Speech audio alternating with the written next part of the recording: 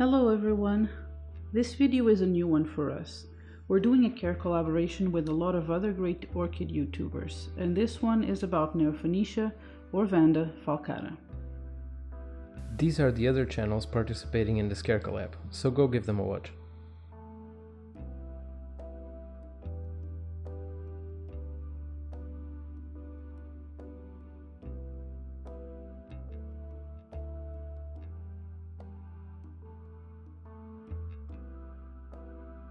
The great thing about this Care Collab series is that even if you don't grow orchids the same way as us, or if you live in a different climate, you can still find someone to give you tips on how to grow your orchid.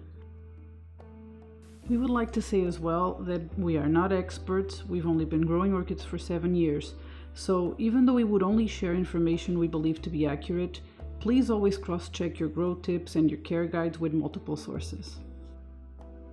Now back to Neofinetia falcata. This plant was renamed Vanda falcata somewhat recently, but we'll be referring to it as Neofinetia during this video. First, because we're just too used to the old name.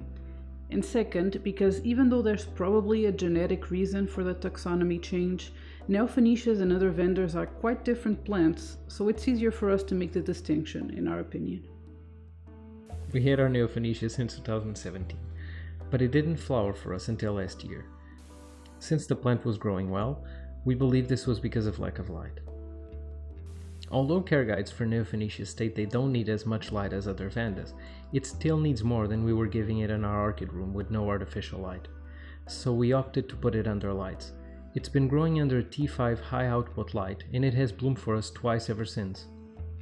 This particular plant is the normal plain Neofinetia falcata, but if you enjoy this plant, there's a whole world of Neofinetia falcata varieties. Some with pink or yellow blooms, some variegated, some with pink root tips. It's very easy, in our opinion, to find enough varieties to build a collection of just Neofinetias. We have found that Neofinetias differ from other Vandas in their water requirements as well. The first time we repotted ours, we did it in a sort of modified Fukiran, with bark in the center and sphagnum wrap around the outside, and it wasn't enough to keep the orchid hydrated here during the summer.